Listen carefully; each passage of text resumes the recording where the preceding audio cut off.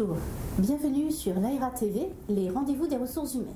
Aujourd'hui, nous accueillons Marie-Hélène qui nous parlera de l'apprentissage. Bonjour.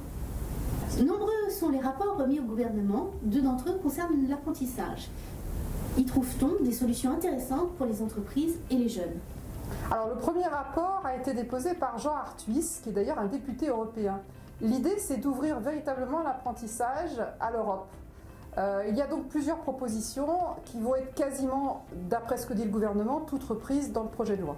L'objectif d'ici 2022, c'est 15 000 apprentis partant chaque année à l'étranger. On a un certain nombre de propositions. Par exemple, suspendre partiellement le contrat d'apprentissage afin que l'employeur français n'ait pas à verser de salaire pendant cette période. Il y a aussi la question de la garantie des ressources forfaitaires selon le pays d'accueil et la couverture sociale de l'apprenti. On pense que l'OPCA pourrait verser un abondement au CFA concerné. Reconnaître les acquis de l'apprentissage aussi en mobilité avec sans doute des blocs de compétences afin de ne pas allonger le parcours de formation de l'apprenti.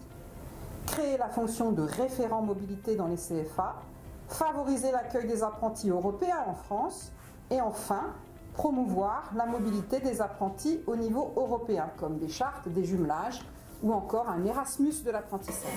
L'accord des partenaires sociaux clôturé le 22 février apporte plusieurs modifications profondes pour que l'alternance se développe dans les 2 ans qui viennent.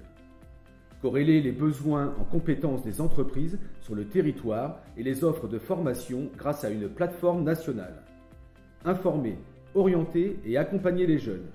Fluidifier les parcours et passerelles.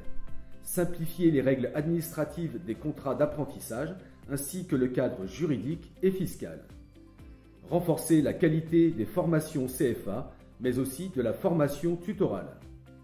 Repenser totalement le financement avec l'abandon de la taxe d'apprentissage, dont le montant est intégré à la collecte formation professionnelle. Dynamiser la mobilité européenne et internationale des apprentis. Le projet de loi suivra l'accord dans son ensemble, mais la collecte des fonds va totalement se transformer. Pour approfondir cette thématique, retrouvez-nous sur laera.fr.